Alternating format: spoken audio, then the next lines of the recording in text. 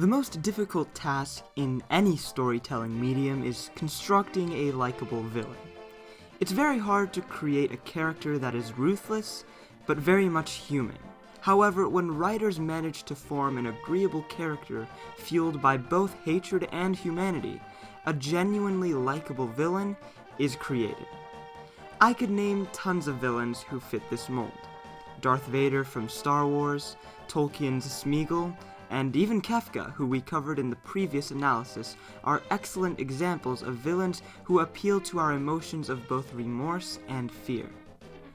It's also important to point out that good villains tend to do well in the business department. To understand this, look no further than Heath Ledger's Joker, a role that launched the Dark Knight trilogy into a major success. Generic villains can't get away with their mediocrity anymore. With review sites and critics all over the internet, game designers have to be extremely careful with the characters they develop to avoid any slip-ups. But for every trend, there is always an exception.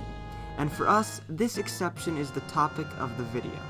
In our second episode of Antagonist Archives, we will discuss Ganon from the Legend of Zelda franchise. Perhaps the most ubiquitous villain in all of gaming, Ganon was created in an era where video game villains didn't need to be interesting to sell. The 8-bit era focused much more on game design and fun than any story development at all. For Zelda, all Nintendo needed was a princess and a bad guy to capture her. Yet, even for our exception, the expectations we have as gamers have shifted. We may love the older Zelda games for their timeless appeal, but there is no hiding the fact that Ganondorf has changed over the years to become a character with depth. Let's start at the beginning. Ganon was created as nothing more than a generic supervillain. In the first two Zelda games, this dastardly sorcerer is after one thing: the Triforce. To accomplish this task, he sets out to capture the princess who possesses a piece of the Triforce to lure Link, the one who holds the Triforce of Courage, into his fortress. And being an old-school game, Ganondorf is defeated, but for the first time, we are given a glimpse of what Ganondorf is after. I don't really believe that Ganon is a terrible villain in Zelda 1 and 2. Instead, I look at Ganon as a stepping stone or foundation to what is to come. We aren't given the best explanation as to why Ganondorf is evil, but at least we know what he's after. Enter The Legend of Zelda: A Link to the Past. This game gets heaps of praise for its innovation in gameplay and dungeon design, but most fans overlook what the game managed to accomplish for the series' main villain. Sure, Ganon is still after the Triforce, but this time we have a context to fuel his quest. In a bygone time, the Triforce remained hidden in a golden land known as the Sacred Realm. But as rumors of its power spread, it was pursued aggressively by the people of Hyrule. Soon, the king commanded 7 wise men, or sages, to seal the gate to the Sacred Realm to stop the flow of evil energy into the peaceful kingdom. The friction between Ganon and the sages isn't revealed at this point, but with backstory to the Triforce, Ganon's quest for power seems all the more real. He isn't just a token bad guy trying to capture the princess. His abductions are done with a higher goal in mind: ultimate power. For the next 6 years, Ganon fades into obscurity without mention in The Legend of Zelda: Link's Awakening. But with the arrival of the Nintendo 64, interest in Ganon was once again revived in The Legend of Zelda: Ocarina of Time. Here, another huge shift in Ganon's character takes place. He is no longer an evil pig that is hell-bent on achieving ultimate power. Ganon is now Ganondorf, a royal Gerudo prince who must shoulder the burden of his people's well-being and the burden of his own inner demon that wants to steal the Triforce so desperately. Sure, by the end of the game, Ganondorf is the bad guy, but it's still kind of frustrating that most Zelda fans overlook just how much Ganondorf changes in this one title. He is an unfortunate soul, born an outcast, destined to carry his decrepit kingdom out of misery. It's not very difficult to see why he wants and actually needs the Triforce, but for this incarnation of Ganon, plans are foiled and he is sealed once again until his return on the high seas.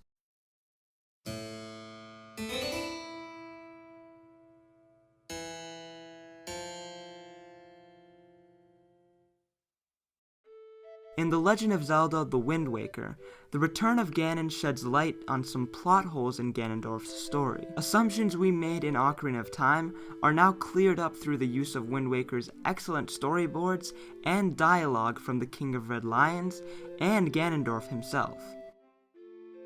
My country lay within a vast desert. When the sun rose into the sky, a burning wind punished my lands, searing the world. And when the moon climbed into the dark of night, a frigid gale pierced our homes. No matter when it came, the wind carried the same thing: death. But the wind that blew across the green fields of Hyrule brought something other than suffering and ruin. I coveted that wind, I suppose. Once again, the theme of Ganondorf as a burdened leader is pushed forth, and we come to an understanding based on a conclusion drawn by Ganondorf himself. Unfortunately, after being turned into stone, there is a halt to Ganondorf's development in the adult timeline, with the next two games, Phantom Hourglass and Spirit Tracks, choosing to focus on new villains to accommodate their distinctive settings and themes. Ganondorf finds refuge instead on the Child Link timeline.